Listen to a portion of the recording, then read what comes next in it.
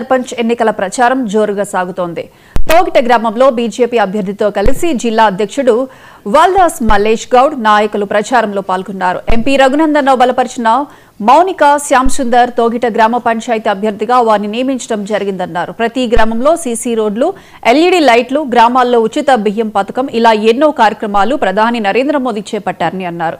మోదీ ఎప్పుడైతే ప్రధాని అయ్యారో అప్పటి నుంచి గ్రామాలు అభివృద్ధి చెందుతున్నాయని చెప్పారు. బీజేపీ అభ్యర్థులను భారీ మెజార్టీతో గెలిపించి గ్రామ అభివృద్ధికి తోడ్పడాలన్నారు.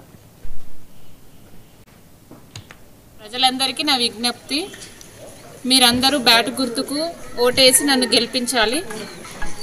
అందులో రాసిన మేనిఫెస్టోలో రాసిన ప్రకారము అందరికీ మేము చేస్తామని హామీ ఇస్తున్నాను. భారతీయ జనతా పార్టీ ఎంపీ గౌరవనీయులు రఘునందన్రావు గారు బలపరిచినటువంటి మౌనిక శ్యామ్సుందర్ తొగిట గ్రామ పంచాయతీ అభ్యర్థిగా వారిని నియమించడం జరిగింది.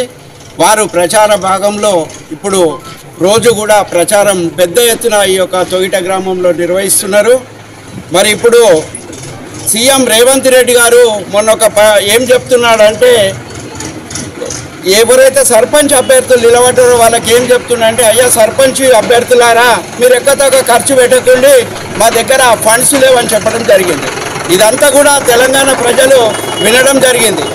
ఇప్పుడు మా ఎంపీ రఘునందన్రావు గారు ఏం చెప్తున్నారంటే, ఎక్కడైతే మా యొక్క బీజేపీ బలపరిచిన అభ్యర్థిని గ్రామ పంచాయతీ సర్పంచ్గా గెలిపించినట్టయితే మరి స్పెషల్ ఫండ్ కింద ఒక 25 లక్షల రూపాయలు ఫండ్స్ తీసుకొచ్చి ఎవరైతే గ్రామ పంచాయతీ సర్పంచ్గా గెలిపిస్తారో వాళ్లకు స్పెషల్గా ఇస్తానని చెప్పడం జరిగింది.